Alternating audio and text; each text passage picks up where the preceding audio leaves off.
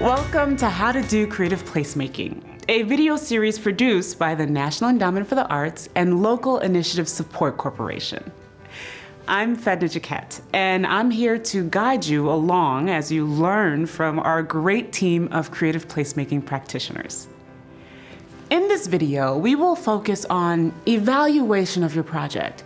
Evaluation can feel academic or daunting, but it can be one of the fun parts of the project and process.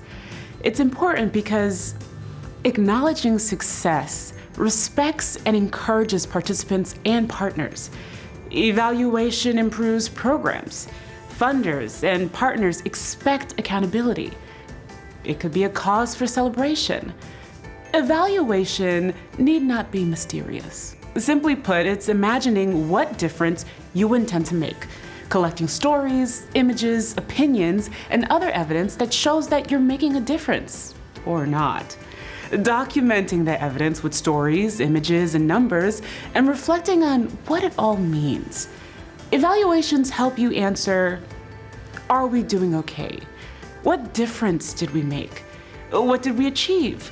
What worked well? What could we do better next time? What's next? A simple way to think about evaluation is to answer the following questions. What is the change the community wants to see? How will we know when or whether the change happens? What do we need to measure to know?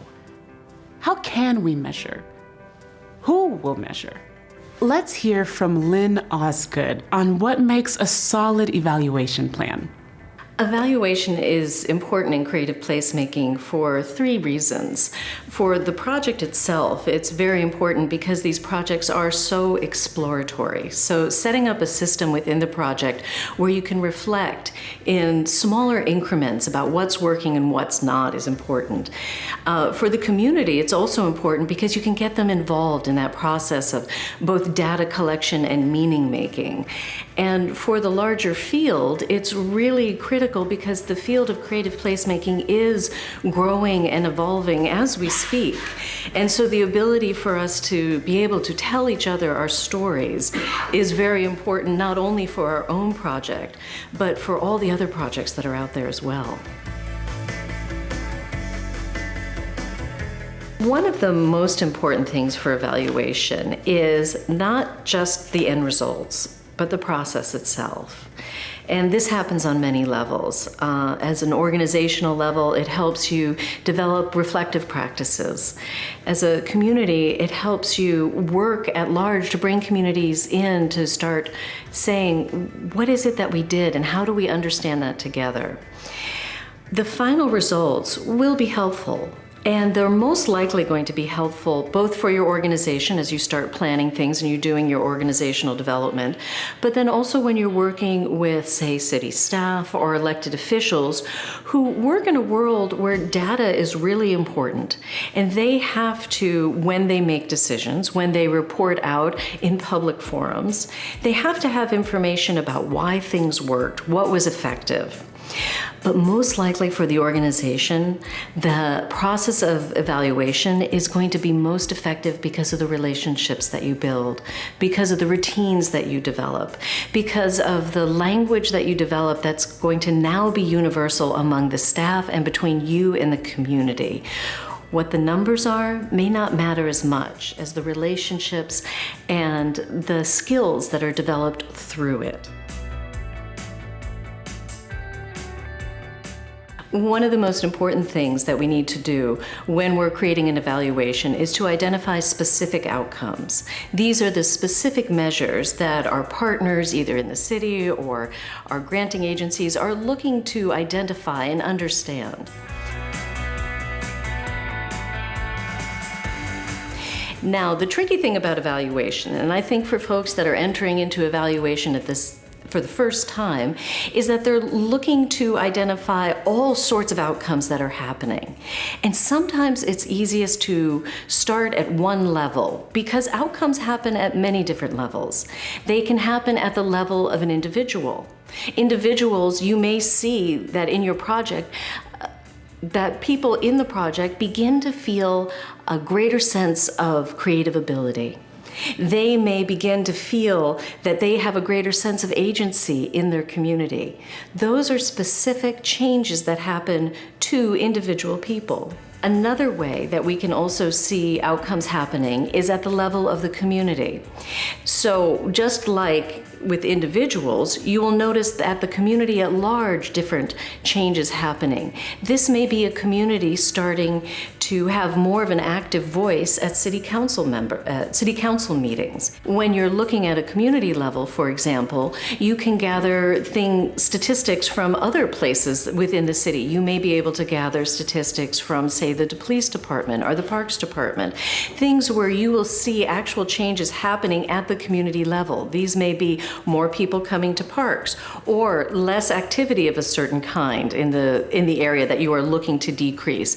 It may be more businesses coming to the area. It may be something as simple as less trash, things that the project wants to see happen within the neighborhood. Another level where you can see outcomes happening within a project is at the systems level.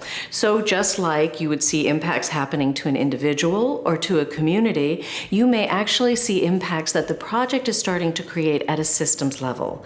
These may be policy level changes that you see, where city council are actually starting to debate, say, an environmental issue or a social justice issue that wasn't happening before the project, and that you know that your project started to influence that dialogue and those conversations.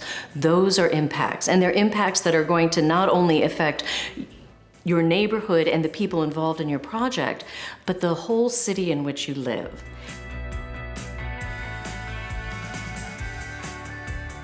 So when you're doing evaluation, there are a lot of tricky issues that will come up. One of the basic ones is the question of who's going to do the evaluation. This is hard because for most arts-based organizations or community-based organizations, they don't have the luxury of bringing in an outside or independent evaluator, and they have to figure out who it's going to be on staff that can do it.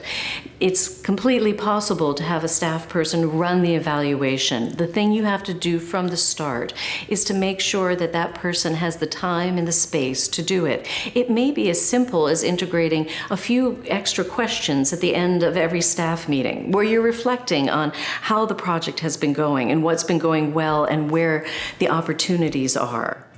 But just making that space is really the best and most constructive move you can make.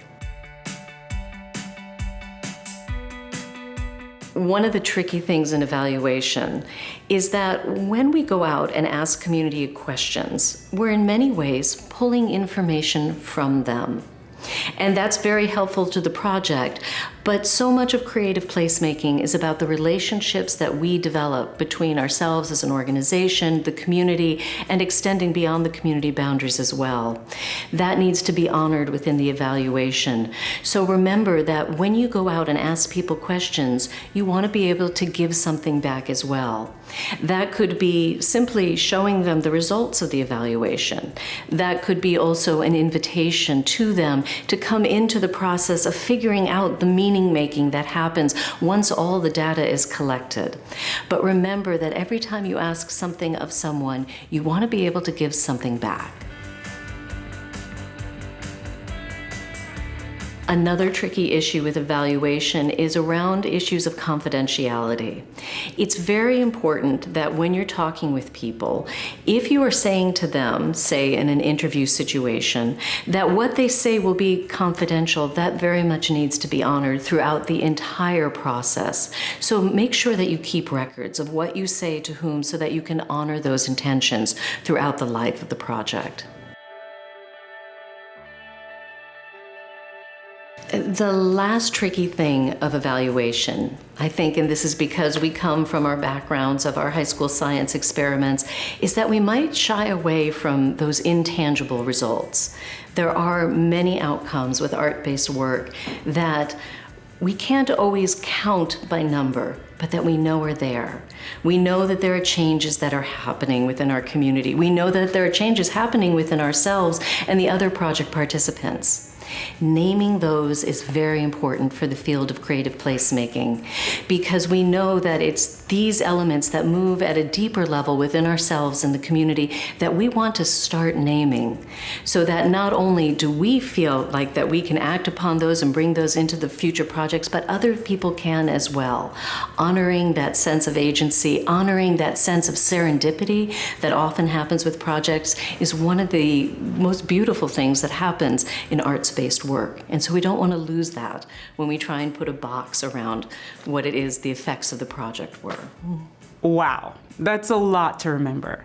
But lucky for you, it's all in our online workbook that you can download here. We hope this tutorial on evaluation was helpful. Please join us next for documenting the process and communicating success.